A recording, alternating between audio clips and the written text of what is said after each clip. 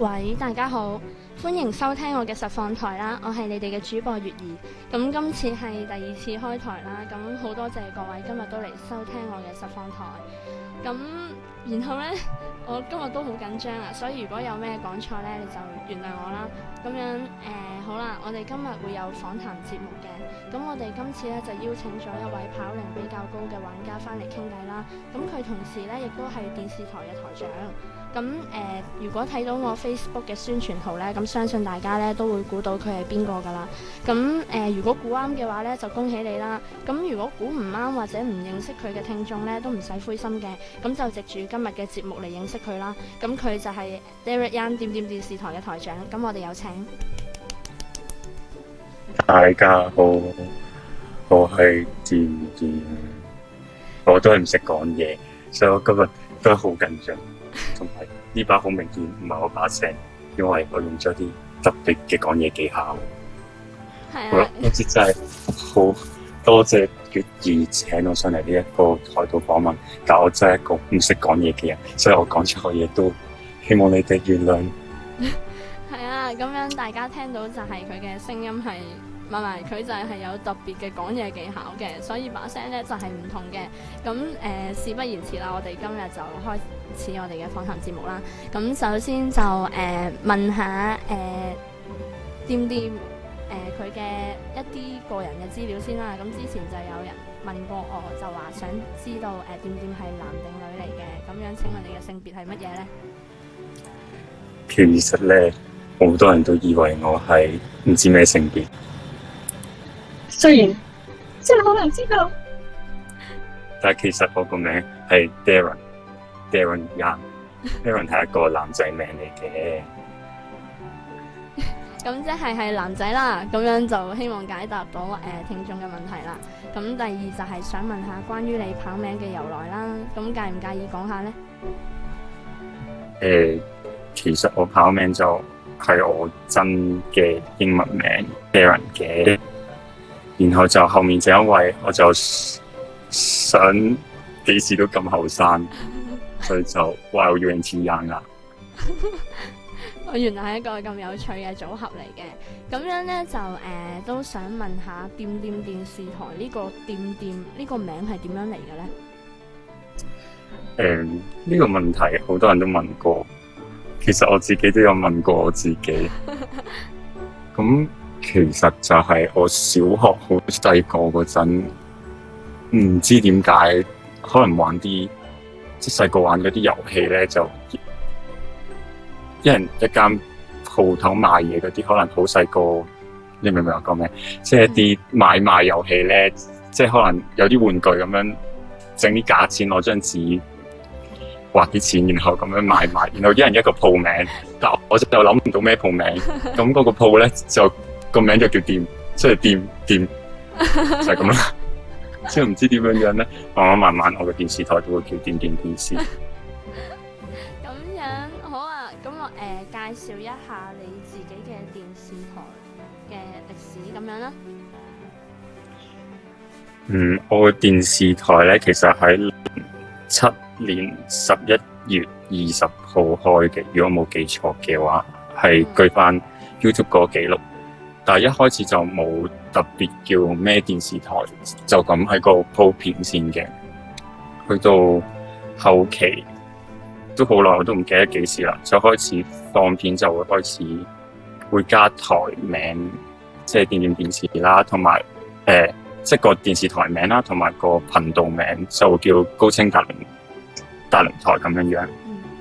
但係就因為細個成日睇 TVB，就會幾中意佢，即係細個嗰陣啦，幾中意睇嗰啲嘢啦，所以就會有少少，即係尤其是新聞，所以就會有少少學佢啲新聞片咁樣，所以就會一開始又會用 TVB 嘅新聞片頭啊，然後嗰啲主播名都會係佢哋 TVB 嗰啲主播嘅名啊，就係改少少咁樣，即係例如柳俊江就叫柳轉江咁，之後就咁樣樣。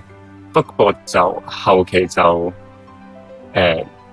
冇咁迷呢樣嘢啦，因為越嚟越大個啦，就會開始想淡化呢樣嘢，同埋唔想有抄人哋嘅感覺，即係抄電視台啊，即係抄 TVB 啊嗰種感覺，所以就開始慢慢個台徽都會有轉少少咁樣。就係保留翻三色，即係電視台，即係電視嗰三原色嗰個保留翻，但係其他就唔會再用咯。即係TVB News 嗰啲開場嗰啲畫面都冇再用。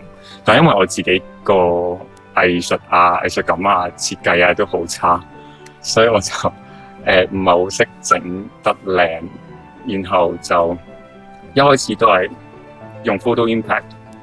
整到好核突咁樣嘅，直至依家5月，即係15年5月，因為上一個革新，因為重新再放片，即係相隔3年之後再發片嘅時候，就用呢個新台徽。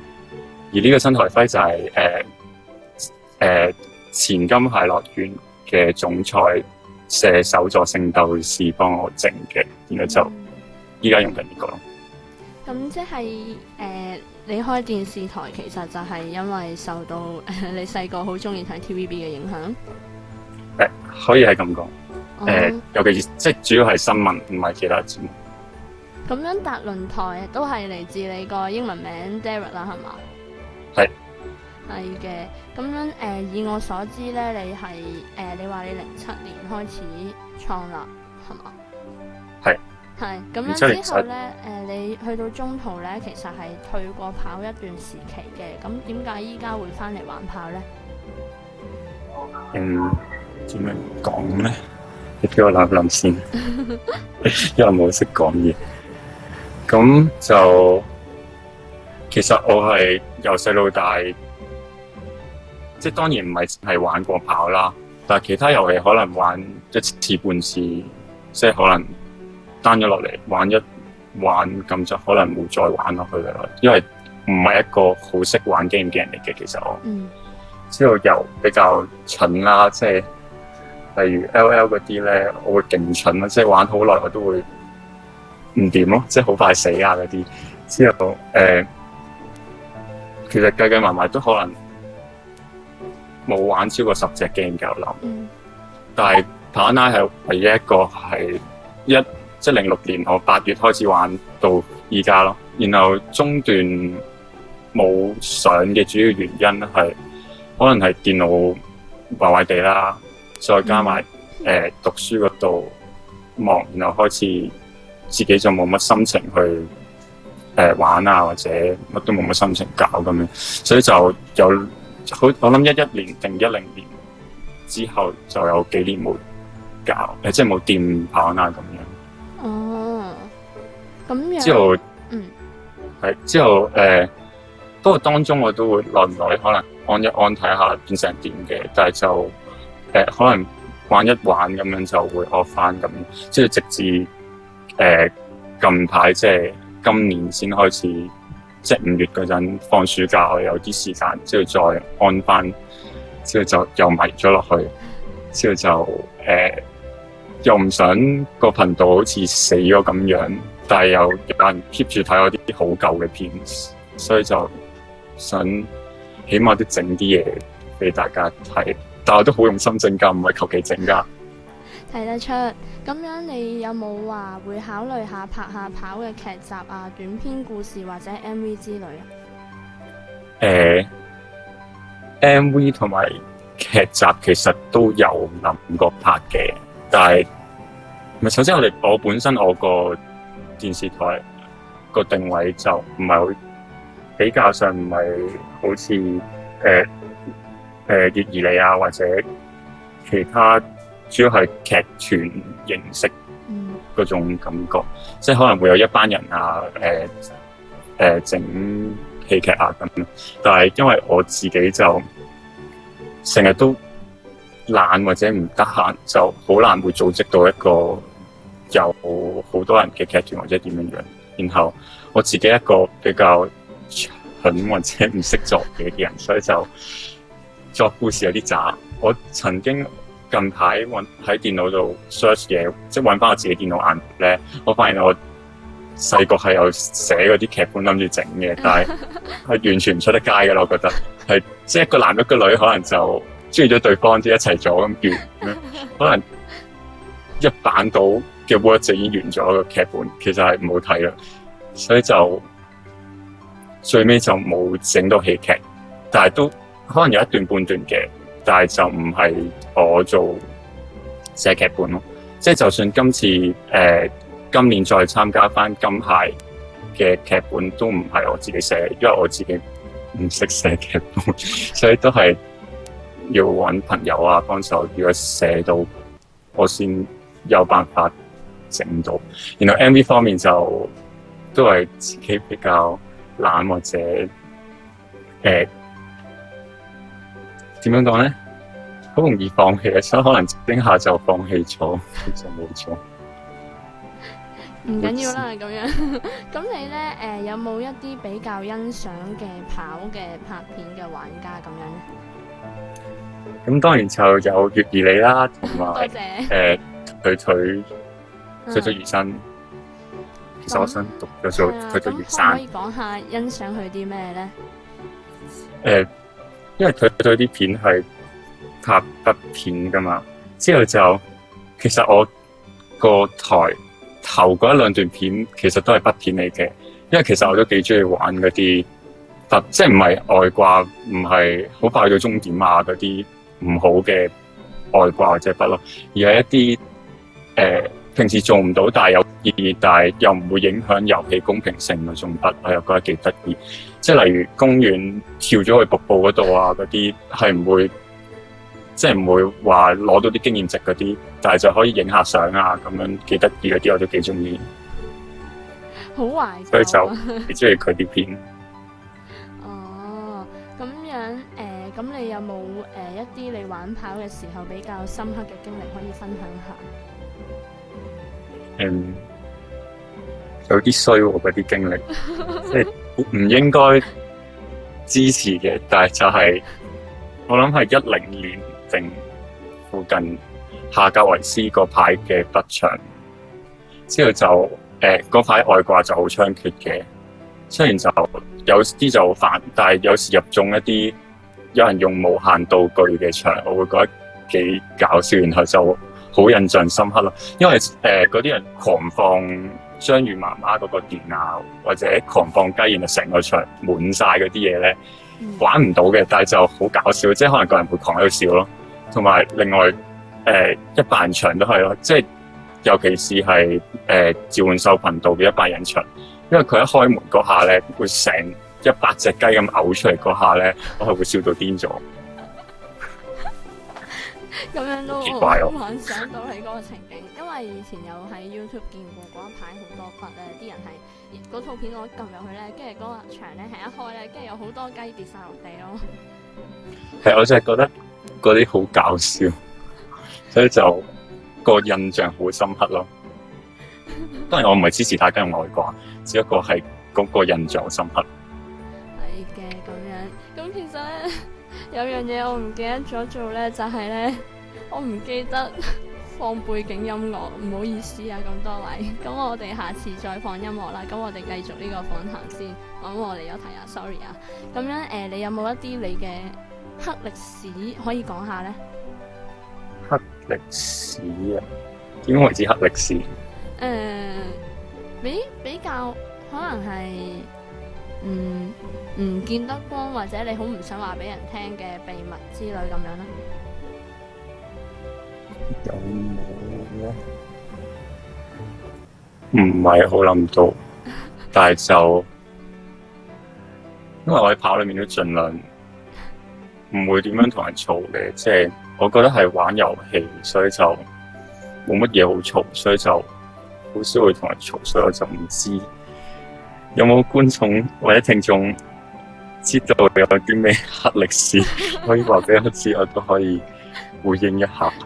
之後，另外就曾經俾人話過我抄片咯，就係、我諗係2週年跑拉嗰陣，之後就整咗一段跑拉2週年生日快樂咁嘅片啦，係冇乜特別嘅。細個就覺得幾得意啦，但係依家就可能你會覺得好悶嘅段片，就咁跑拉裏面喺公園啊、周圍啊。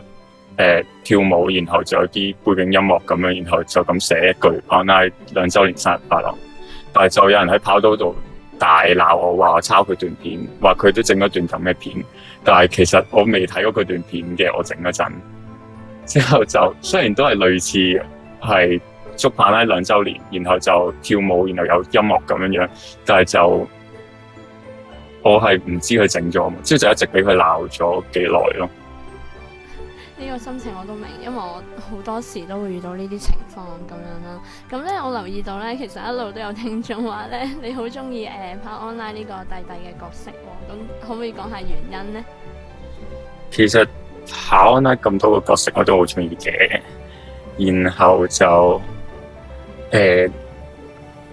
唔知咩原因令我通常拍片都會用弟弟去做主播。之後另外就可能有時覺得好似俾人遺棄咗、遺忘咗啊弟弟，因為喺跑裏面咧係比較少見到有人用弟弟，即係可能大隻仔都可能多過佢咯。即係其他角色，當然有啲角色即係例如占啊、依家阿修啊、莉娜嗰啲會成日見好多人用嘅，但係就弟弟係好容易係你玩一日都可能見到有人用。所以我就覺得佢有啲慘，然後我又唔覺得佢有咩問題，即係成日俾人鬧噶嘛，佢啲人成日話佢唔知乜乜乜乜乜咁樣，但係我又覺得冇乜嘢啊。咁每個角色有佢嘅特色噶嘛，咁我又覺得佢其實冇乜問題，所以就想咁人哋唔用咁，我唔都可以用噶嘛，即係我覺得唔好對佢咁衰咯，因為我覺得佢哋都好似有生命咁。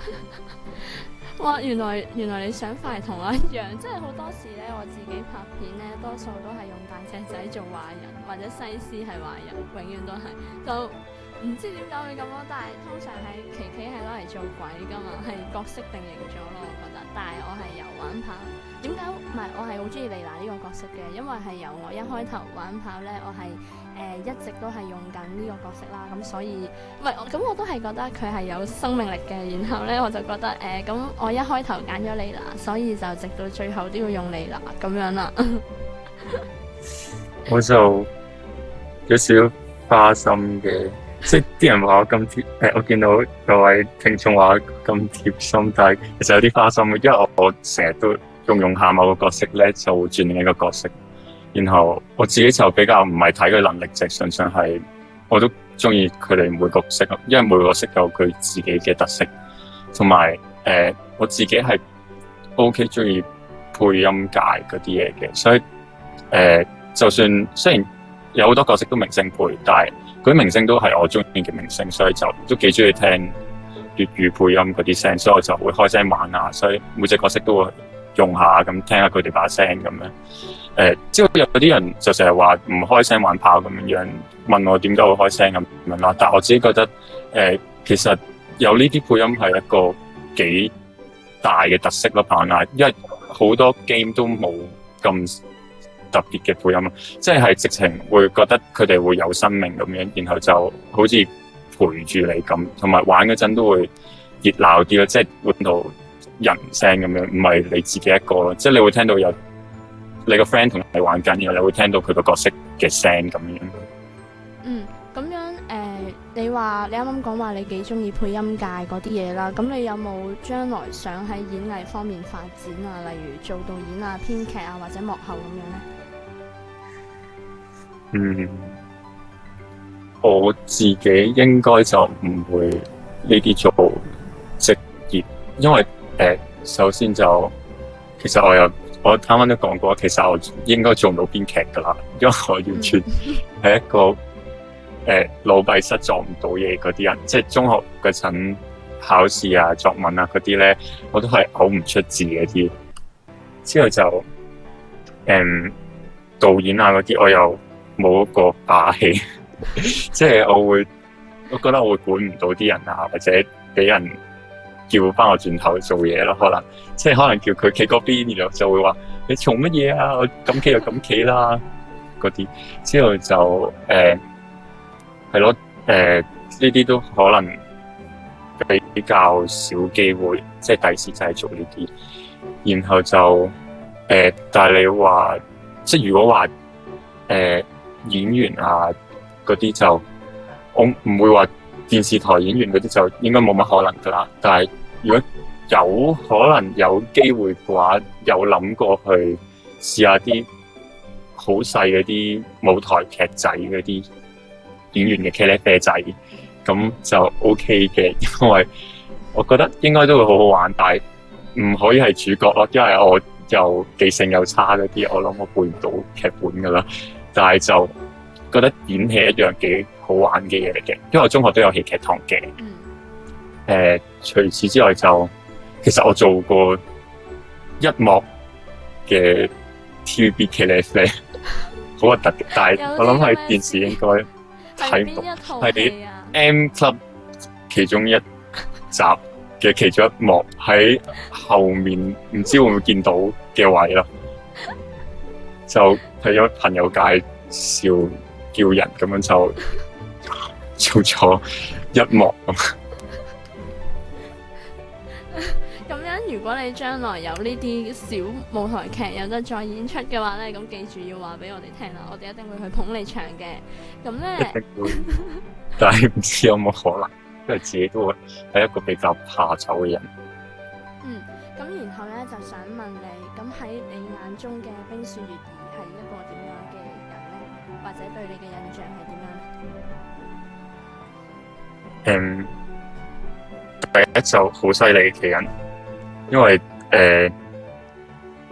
又有好多好睇嘅片啦，然後又有好大班 fans 啦，然後都好出名啦，因為就算我其他考嘅朋友都會知道呢一樣嘢，但係甚至佢哋係唔知點電視咯，然後但係知冰雪月兒嗰啲片咯，所以就可以知道你係好出名啦，好犀利啦咁嘅。然後另外就嗰個印象就係，我驚我記錯唔好意思，就係阿 K。有冇記錯？諗下先，跑足全程。有冇記錯？冇記錯。就係啦，就係阿 K 嚟咯。係啊。咁樣咁過咗呢次訪談之後，咁你覺得依家對我嘅印象同埋你之前所諗嘅我會唔會有唔同或者有分別咁樣咧？講添，就係把聲比我想象中好聽。多謝。即係本身因為我唔知你把聲係點樣樣噶嘛，之後就今次訪問先真係聽到你把聲，所以就覺得你把聲都好點樣講咧？你應該都有配你一啲片嗰啲聲噶嘛。所以我就覺得你把聲應該都可以配到好多唔同類嘅角色咯。咁其實做配音員都係我嘅夢想嚟嘅，咁我都有向住呢一個方向努力發展緊咁樣啦。咁就多謝你話我把聲好聽，咁我依家自信可能會多翻少少。咁樣然後咧就想問下，咁即係以我所知啦，咁你係認識金鞋樂園嘅人嘅，咁你係點樣認識到佢哋嘅咧？首先講咗總裁先啦，射手先啦。其實準確時間我就唔係好記得，我把聲係咪太大聲？我見到好多人話我把聲唔會係我支咪問題，因為我支咪係單聲道，或者我咁樣埋啲會唔會好啲？佢哋應該 OK 啩。我係見佢哋講我褪後少少咁樣對住個麥。咁就以前就入咗一個考土嘅工會，叫自由一族。然後喺裏面就嗰陣都好多人，最高峰係3000幾人我諗。然後就嗰陣就會有一班朋友啊，一班 friend 啊咁樣。雖然我就同好多人都唔係好熟，即係我覺得佢哋好犀利嘅，即係佢哋全部都好好人啊咁樣。然後我就係一個小小嘅會員咁樣。然後就可能喺一啲活動啊，或者一啲場嗰度就識到射手啦。因為就嗰陣好多自由一族嘅人啦，然後有時會開一啲自由一族場咁樣，即係可能會 lock 咗密碼嘅，然後就不嬲大家都知密碼係咩，就可能先會入去玩咁樣，就可能就加 friend 啊喺吧裏面就慢慢就識咗射手啦。然後就後尾就當然一齊玩啦，但係有一齊可能我政變嗰陣可能會同揾佢幫手啊咁樣。然後就就算自由一族嗰邊嘅頻道咧，嗰邊都係我負責管嘅，然後都有請佢嚟幫手做啲好特別嘅嘢嘅。係咁樣就可以睇得出你同金牌集團嘅總裁其實係好好朋友啦。咁以下落嚟剩低嘅時間呢，就係觀眾問答環節啦。咁可以睇下有冇觀眾想問下點嘅有冇問題咁樣。然後我哋會回答你嘅問題啦。就見到好多，但係錄得好快，睇唔切。咁我留意到佢哋一直都有問你係幾大，咁你介唔介意講下自己係幾大呢？其實我88歲噶啦。其實唔係嘅，我諗我同好多人個歲數都差唔多嘅，因為我用咗呢個特別嘅變聲器，其實變聲器嚟嘅，所以就把聲就會比較好老咁樣。但係我把聲唔係咁噶，我真係唔係咁噶。如果你想聽到我把聲嘅話咧，你可以睇下我今次嗰個金鞋參賽嘅片，其實我有配音，其中有啲聲係我把聲，所以你聽下應該冇咁老嘅聲，就可以搵到我把聲，就知道我冇咁老噶啦。即係一個好驚喜嘅消息啊！咁大家聽完之後就要馬上去揾你嘅金鞋參賽影片嚟睇下，聽下你把聲啦。咁樣咁你有冇表演啊，或者其他可以送俾觀眾咁樣嘅呢？我想問大家啲問題咯。但係幾低啲同埋好短嘅。其實個問題就係，其實依家係冬天定係夏天呢？如果有玩棒嘅人，因為棒啦，依家又有聖誕樹啦，又有公園又變咗聖誕節氣氛啦，然後仲有換一啲冬天嘅糖果樂園衫，但係同時呢幾次更新之後，仲會有埋夏天嘅泳裝。咁究竟依家係冬天定係夏天呢？係咁樣好低 B。sorry。好，唔緊要。咁樣就好多謝今日店上嚟接受我哋嘅訪談節目嘅訪問啦。咁樣亦都多謝咁多位入嚟聽我哋實況台嘅聽眾啦。咁樣就希望下一次咧都可以請到店上嚟出席呢個訪談節目。咁到時咧就再同大家一齊傾偈啦。咁樣咧今日嘅時間又到啦。咁最後就係多謝各位，咁多謝店咁樣啦。多謝晒。好啦，我哋好高興咁樣一齊講拜拜啦，拜拜。拜。